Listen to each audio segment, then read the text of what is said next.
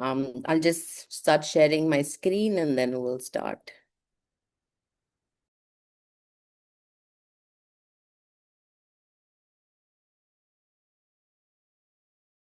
So I'm just going to take a moment to discuss these words that we're going to discuss in the next few minutes. So we're saying fostering, and fostering simply, if you look at the etymology and the meaning, it's about something to do with to feed or to supply food. I mean, I never thought of it in that sense. It was to supply food. Of course, today it's taken on a whole new meaning in today's vocabulary, meaning something that's encouraging, something that's driven towards growth, development. And we use it in many ways now. And simply it means to nourish something, to provide nourishment. And if we were to look at the word collaborate, again, if you sort of broke the word up, it would imply a coming together and it would imply work.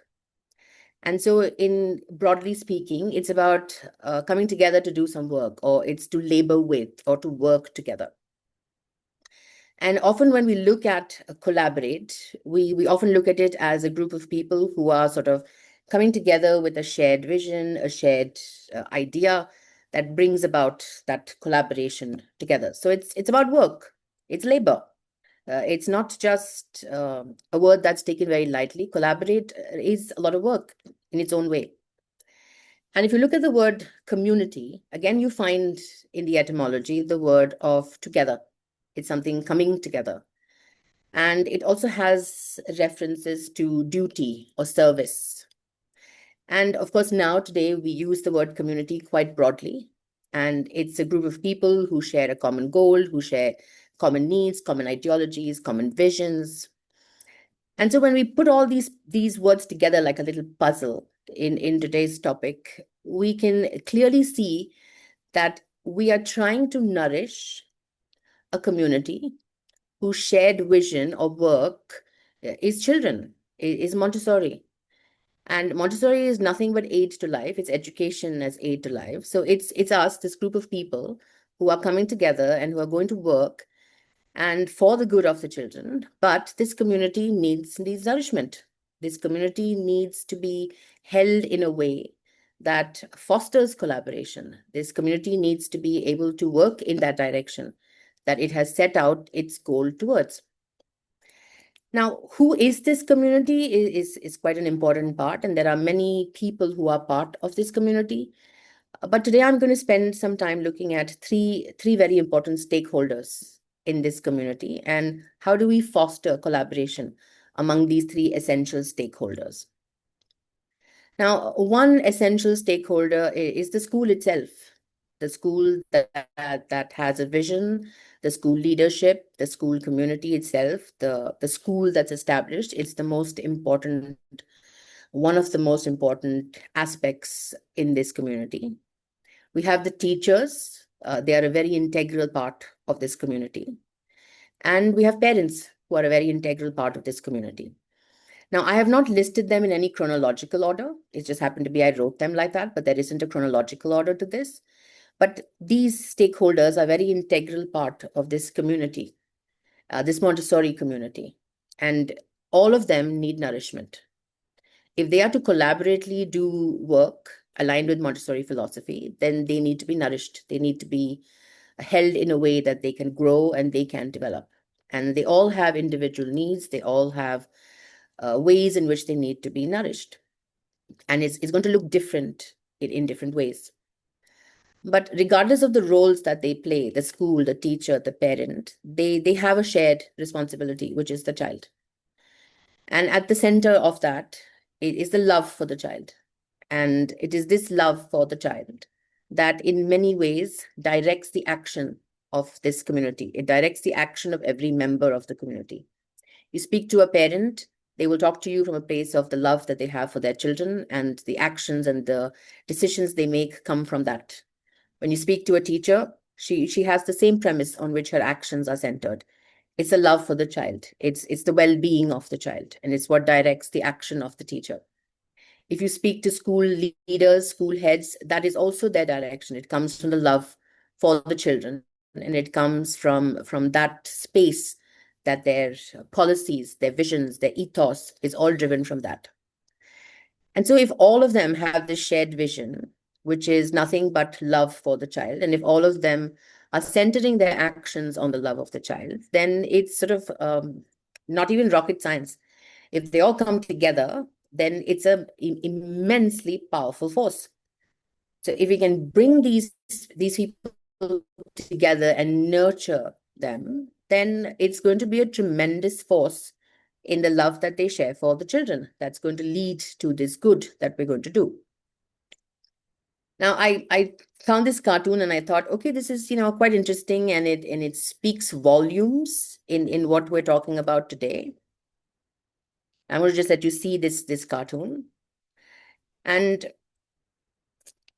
it's quite interesting, right? I mean, we're saying if we are to collaborate and if we're to work together, then we can accomplish our goals.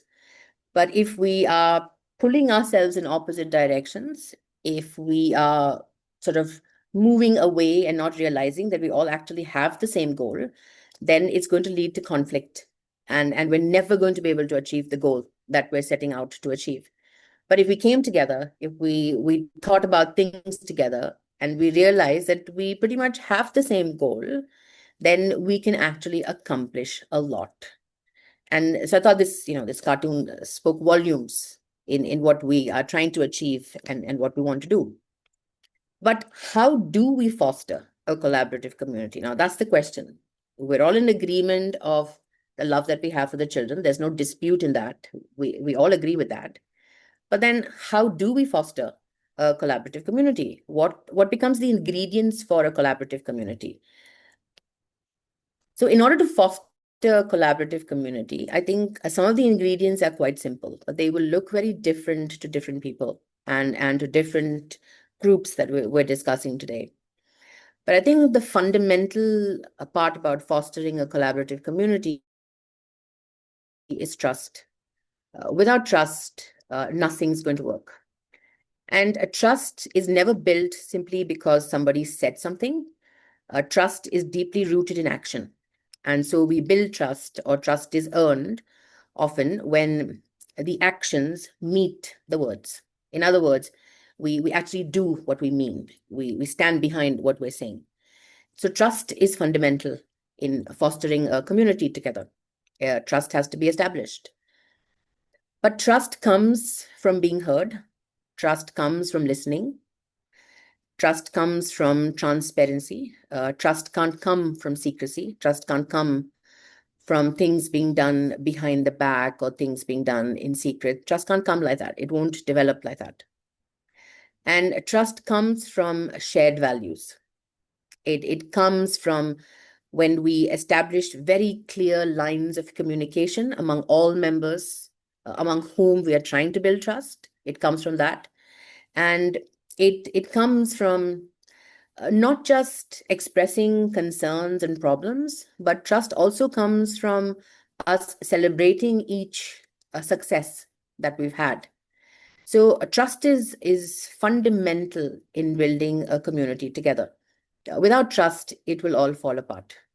Schools have to trust parents, parents have to trust teachers, teachers have to trust the schools, teachers have to trust parents. So it's like a cycle. And unless there is trust on all sides, then we will not be able to build this community together. So I think we have to think about trust. Another ingredient that fosters collaboration or a collaborative community is a shared understanding. And when I say shared understanding, it's very important for us to know why we do what we do. Schools have reasons for why they do what they do. They have not just simply stated out a policy, just they wake up one morning and say that that's the policy I'm going to have in the school. No school does that. A policy is thought out, a policy is contemplated, a policy is looked at and then executed. So they have reasons for doing what they do and why they do. Parents have reasons for doing what they do, why they do. It could be a multiple range of reasons why parents do what they do. And just because one parent body does something doesn't mean another parent body will do it. Lives are different, circumstances are different, situations are different. Teachers do what they do In the classrooms, we do what we do for a reason. So there is a shared understanding of every member of this community doing what they do for reasons why they do it. And it's important for us to understand those reasons. It's important for us to look at it from their perspective, to look at it from a lens of why that was created, for what purpose. So we can't come together unless we understand each other and unless we understand why each of us is doing what we're doing. And when we really begin to understand why each of us is doing what we're doing in this Montessori community or under the realm of Montessori work, then we will begin to see that pretty much we're all doing the same thing, but we're doing it in different ways. We're coming at it in different ways, but we're all doing the same thing. Another way to foster a community together or to create a collaborative community is by having very aligned expectations, is by having aligned goals, aligned visions. If our vision is aligned, if the expectation is aligned, if the goal is aligned, then we can all work towards meeting that expectation and goal. But if at any point our goal is not aligned or our expectations are different, then the resultant effect of it is not collaboration. It's going to be conflict. It's going to be harm.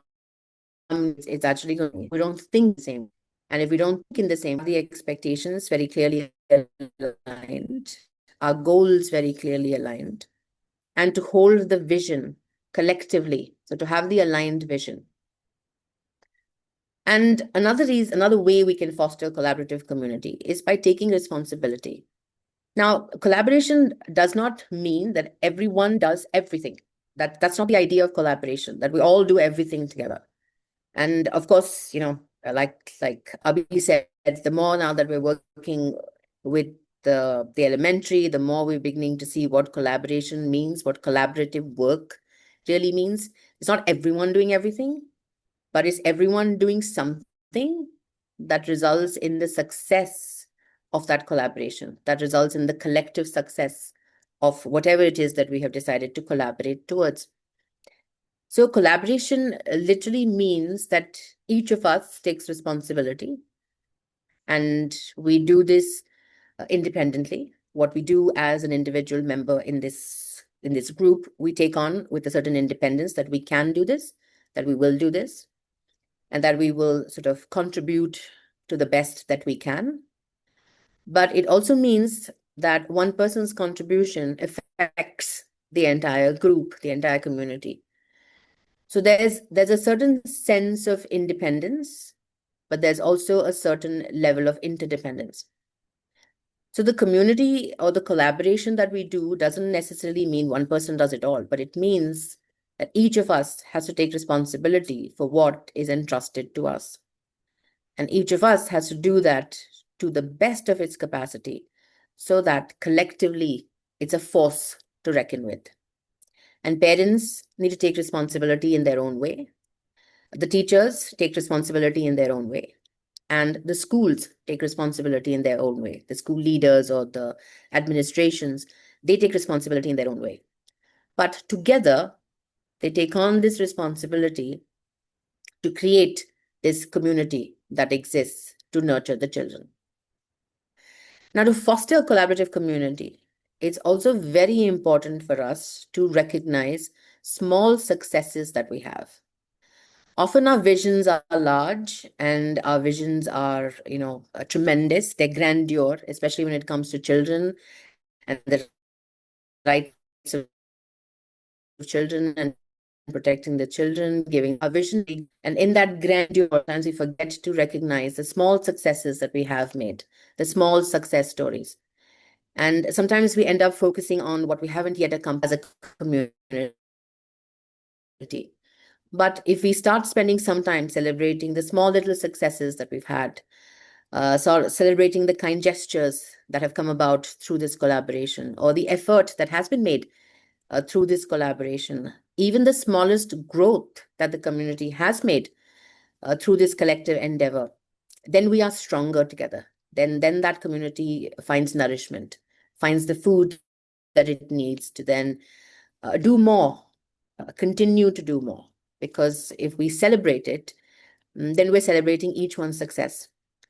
And this is not one man's success alone, which is what we've got to remember. If there's this interdependence attached in the community, then the smallest success from any direction is a success for the whole. And that success is something that's essential to motivate to move forward further and further. So I think we must celebrate these successes that we've had, and we must celebrate them no matter how small they are. I'm going to now spend a little bit of time looking at some things that parents can do, some things that teachers can do, some things that school heads can do, because I know we have a nice demographic of people who are here listening from all these perspectives. And if we get a sense of how parents can be part of this community and how can we foster and nourish them, how can we nourish teachers, how can we nourish school heads? We mustn't forget they need nourishment too. And often they sort of end up being the strongest because everything sort of falls on their plate.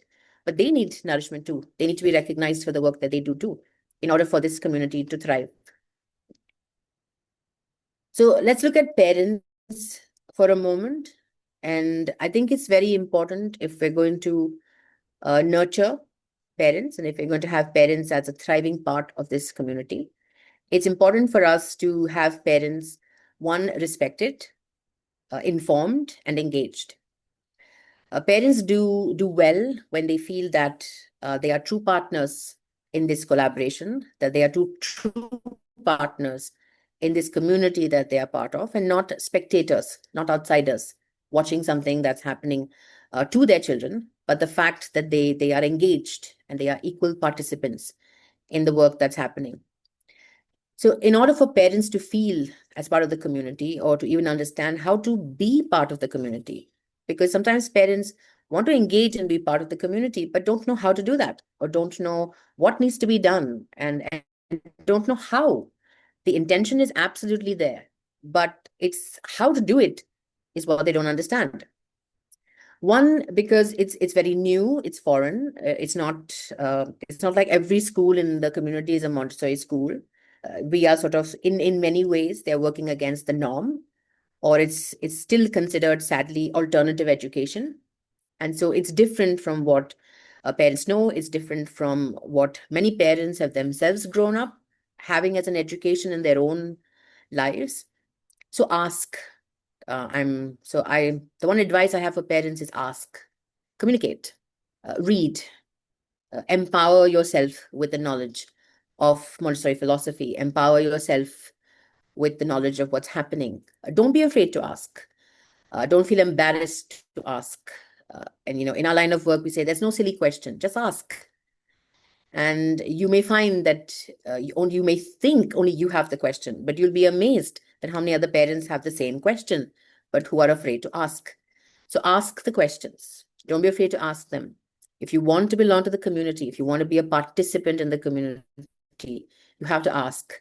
You have to understand, you have to communicate. And when you ask and when you get the information that you need, and when you see that it's so aligned with what you want for your own children, then you can trust. And then you can make informed decisions that don't go against school policy, that don't go against what the teachers are trying to do, but it actually goes in collaboration with what's happening. Dialogue, I think dialogue is very important. And when we teach our own diploma students about dialogue, the first thing we say, a dialogue is two-way. You have to listen, you have to speak. A dialogue is not an interrogation. A dialogue is not when you're sort of stuck in police custody or something. That's an interrogation. A dialogue simply means there's I speak, you listen, you speak, I listen. Therefore, it's two people who are listening and responding to each other. So dialogue. Speak to school representatives, speak to teachers, dialogue. Be heard, but also listen.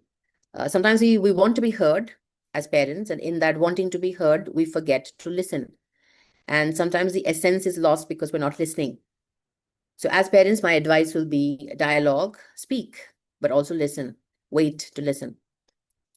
I recently heard this very interesting TED talk. I can't remember the name of the gentleman, but he spoke about collaboration in communities, and he spoke about a very interesting idea. He spoke about defenses, and I thought it was quite an interesting idea. And he said if we as people dropped our defenses, then we would be more able to collaborate with each other. He said the minute we bring a defense to a dialogue, or the minute our defenses go up, then we are already creating an atmosphere that says, I'm not ready to listen, or I'm not ready to communicate, because we're already being defensive and not willing to listen to another person's point of view. So he says if you drop defenses and if you just listen, you are already creating a space for collaboration. You are already setting the tone for conflicts to be resolved in a very amicable way. Because if we drop those defenses, then we are very capable of responding. And when we don't do that and we raise our defenses, we tend to react. And nothing gets accomplished when we react. But if we respond, then we can be part of this community, ensuring that we are working towards nourishing this community itself. The other advice I'd also like to give to parents is, of course, observe. And you'll hear this constantly in the Montessori philosophy: observe, observe, observe. We say observe the children, observe, observe. What that means is sometimes very difficult for us to explain, because those of us who say it understand what it is. Those of us who do it know what it means.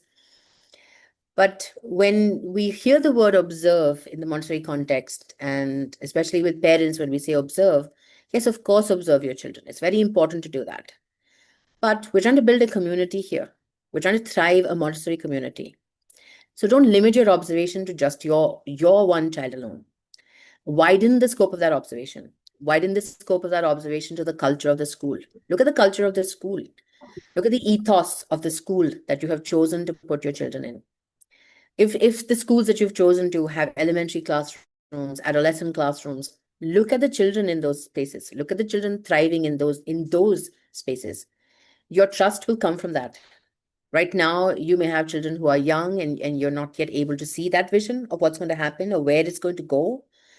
But observe that ethos in that community. Observe how the children behave with each other in that community. And your trust will come from watching not just your own children, but children who are thriving in that community, in that space that's created. And so observe, and observe from a wider lens. Don't narrow the lens just to your children. Attend regular meetings. It's very important to create a collaborative community. You need to attend regular meetings, workshops, parent communication events, and schools and teachers go out of their way to create these evenings, create these afternoons. They give up their Saturdays to make it possible to have you there, understand what needs to be done. And many of you give up your own Saturdays as parents to come and be part of it. This is very important, because this is nothing but knowledge that will empower you. This is the way to build trust. This is the way to empower yourself with what's happening, with what's going on. This is a way to dialogue. This is a way to listen. This is a way to know what's happening. And there are fantastic events that are organized by schools. There are fantastic talks organized by various Montessori communities. IMF is one, and this is one such meeting that has now opened to parents to come and listen to take advantage of, to ask your questions from various avenues and be heard and hear what the philosophy is all about. Because if you do that, if you attend these meetings, if you attend these workshops, then you will again begin to see that the goal is aligned. Your goal is very much aligned with what the teacher or the school is trying to offer. And thereby you can build a more tight-knit community. Now, often, like I said, parents want to volunteer. They want to be part of the work that happens. And often, sometimes parents feel that they can't do much inside the classroom because it's difficult. It's a very specialized skill the teacher has when she's in the classroom. So it's difficult for them to do something. But to parents, I'm going to encourage you to volunteer your time to schools, volunteer your time to teachers, volunteer your expertise. And when I say volunteer your time, you don't have to be inside the classroom. If the school, for whatever reason, is now putting together a little cabinet in which they have now gone and brought some, especially fancy stuff now you get from IKEA that you can do yourself. And there's a lot of DIY projects, and schools take on a lot of these DIY projects. So volunteer your services. If you like building things, if you're very good with tools and you know the school wants to do something or build something, volunteer your time, offer your services, create something, put something together for the school. If you are passionate about gardening, and most of us took it up during COVID, and now we call ourselves very enthusiast gardeners, and a school is trying to do something with their garden or trying to create a nice green space for the children, volunteer your time. Go on an afternoon, go on a Saturday, get some plants, put it together. If parents themselves come together as a little community and offer their services and volunteer their time, it doesn't have to be inside the classroom, but if they volunteer their time, then when you are in that space, when you're in that community, and when you see children enjoying things that you've created as a parent body, you feel invested in the vision. You then feel that you're not a spectator, that you're actually a part, a collaborator in this cohesive community that we're trying to build. Also, parents are ambassadors. I think you must remember you're ambassadors for the school, you're ambassadors for that vision, and you are supporting the growth of that school. One kind word that you say, one kind action that you have, one kind gesture that you offer to the school or the teacher goes a long way in feeling part of this community, and it goes a long way in strengthening the bonds of this community.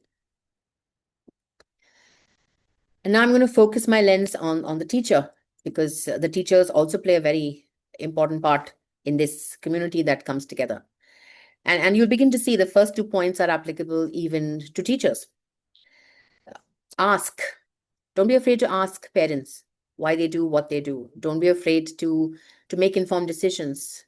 And not just ask parents, teachers, don't be afraid to ask school leaders, school managements, because you have a shared vision. And if you ask and you listen and you dialogue, you will know why schools make certain decisions they make, why parents do what they do. And then you can also not be defensive. And this will also help teachers react rather than respond, rather than react, rather than reacting to situations or reacting to policies. We mustn't find ourselves as teachers saying that we don't know why this decision has been made, the management made it, we're just doing it. That's not a community. That's not democracy. That's just you're doing what's been said, and then you feel you are not an equal participant in that community. So if you are ever finding yourself saying, I don't know, they've just decided it, then that's not the foundation of a community. So if you find yourself in that situation, ask and listen to why they've said what they've said. At the moment, often because schools have a larger umbrella under which they've got to make peace and harmony, something that we may not understand as a teacher at the moment, we may begin to see later on in the longer run. And we have to learn to trust. We have to learn to trust. We have to learn to believe. And therefore, we have to learn to dialogue and reason and listen. To teachers, I'm going to advise, be honest with your communications with parents. Be respectful in that communication with parents. Show compassion in that communication with parents. Yes, you are specialized at the work you do. Yes, you've gone through, believe me, rigorous training to do that. Trust me, I know. Now I empathize even way more than I did before. But you have to acknowledge parents know also what they're doing. In many ways, they're specialized in parenting their children as specialists, and schools are specialized in what they do. So we need to be honest, we need to be open, we need to be respectful, but we need to show compassion. We can't come from a place of arrogance. We can't come from a place of, I know it all, you don't know enough. And we have to create a space of open dialogue without prejudice, without bias, without presumptions. I think it's very important for us as teachers to be friendly, but not overstep that boundary. There is a very immense professionalism that's expected. And that professionalism is also a very core ingredient in creating that community. So yes, friendly, but without overstepping. And it's not that if you must overstep to build a community, that's not the key. If you are firm, friendly, compassionate, respectful, that itself becomes the raw material for creating that community with the parent and with the school. So we've got to remember that we are going to be friendly, but we're going to make sure that those boundaries don't ever overstep in any form. As teachers, we have to be very clear about our expectations and our philosophy that we hold. We have to be very clear about that. We can't succumb to the pressure that's applied externally. And if we ever feel that we are succumbing to a pressure, or we are going against the very ethos of our philosophy, then we need to air that concern. We need to raise it. We need to talk about it. We can't suffer in silence. We can't chat about it on private WhatsApp groups. That's not the way to deal with the situation. But the expectations must be very, very clearly held, and the philosophy must be very clearly upheld. And no parent who puts their children in a Montessori school wants the teacher to go against the Montessori philosophy. Absolutely not. No school that starts a Montessori school wants to go against the Montessori philosophy. Absolutely not. It's counterproductive. It's not what they signed up for. So if everyone's expectation and then if everyone's philosophy is centered on Montessori, then we've got to say it, raise it, dialogue. Don't compromise on the philosophy. I think as teachers, we also have to be very mindful that we don't approach all parents in one way. Just like we approach children as individuals, just like we approach children who have very specific needs, individual needs, and we cater our help based on what they need. As teachers, we're going to have to learn to do that with our parents also. Somehow we are very strong about it with children. We believe in it with children. But then sometimes when it comes to parents, we sort of have a very one rule fits all, one standard comment for all of them, which will not work if we're trying to create a community where the parents feel involved. We've got to look at the individual needs of the parent. We've got to look at the individual struggles of that parent. And we've got to find solutions that is not something we may do with every parent in the community. But as an exception, we do it with that one parent because that's what that parent needs. And when that parent gets that enough support, then that parent can then again be an active member of that community. It takes just one single person to be left out for that community to fall apart. It takes one single member to be upset or hurt for that community not to work productively.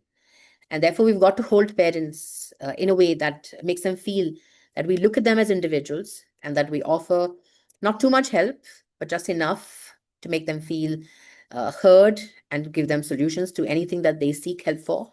And always our help's got to be useful and never useless, even with the parents. And now we shift our lens to school heads. Again, you see, point 1, point 2 works even for school heads.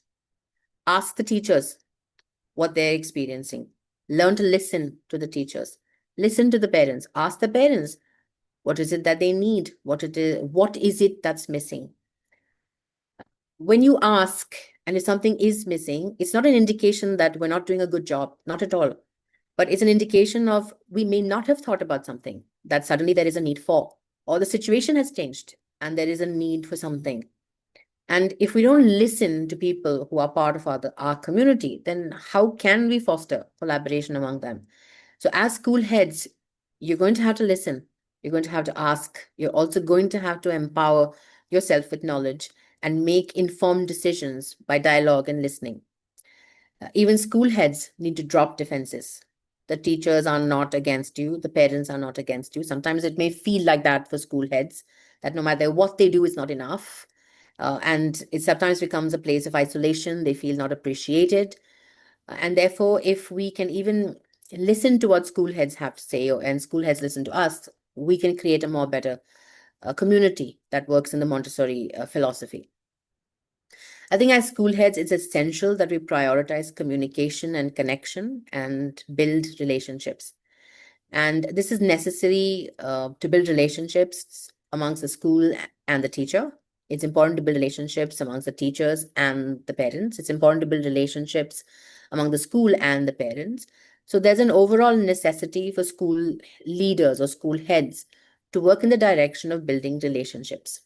And it's these relationships, these strong relationships that are built with love, respect, compassion, is what will hold the community together.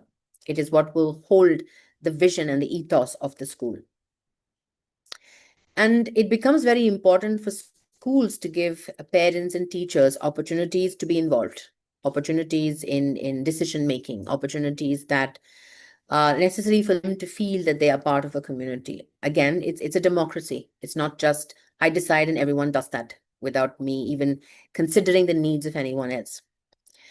But I think very importantly, and I think this is a very important thing for school heads to keep in mind, is that when we create opportunities for parent involvement or teachers to take on responsibilities and do things, we have to ensure that these are achievable. These are actually realistic goals that we set. Of course, our vision is grand, but we need to ensure as schools that we are creating something that's possible for parents to do, something that's real for them to do.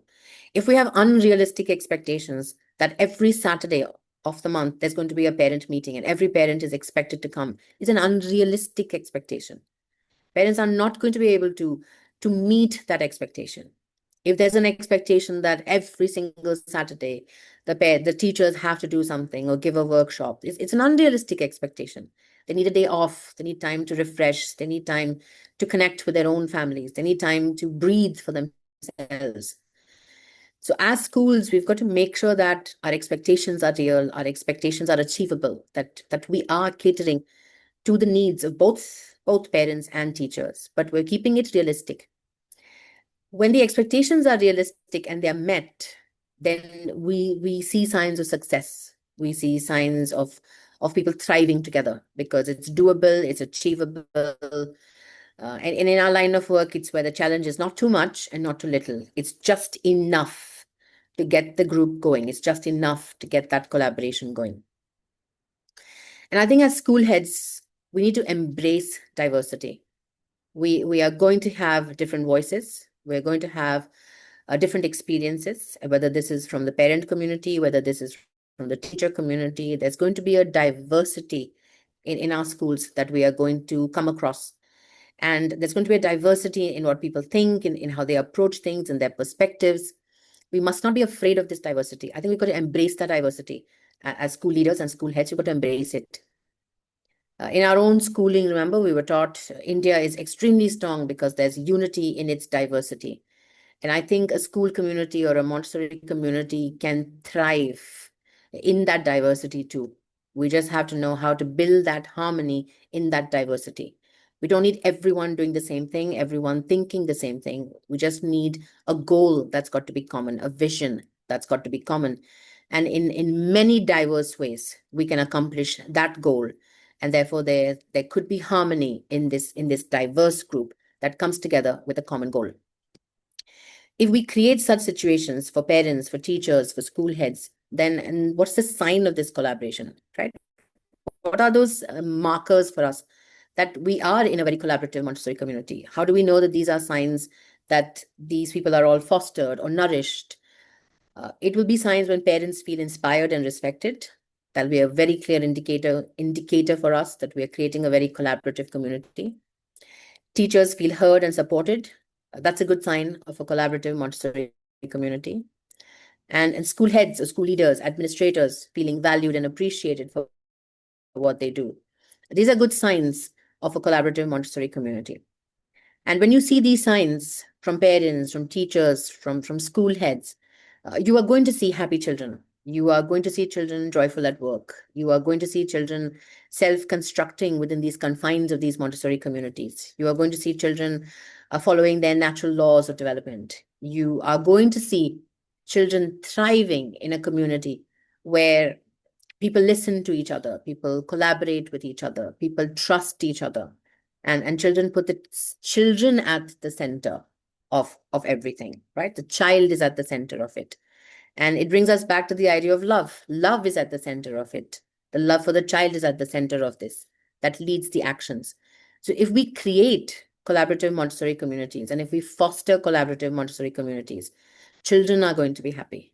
The spaces we create for children are going to be happy.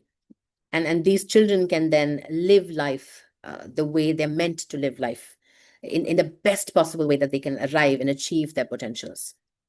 Now, why should we collaborate? Not because we're busy and can't do it alone, not because of that, but we should collaborate because alone we can do so little, but together we can do so much. And I'm going to leave you with these words from Helen Keller, who is another extraordinary woman who's done extraordinary things. And I think this is a nice way to end. We began with Montessori, extraordinary in her own way. Helen Keller, extraordinary in her own way. So alone we can do so little, but together, if we create this thriving community, we can do so much more. So let's sort of together today vow to listen more. Let's collaborate often. Let's trust deeply.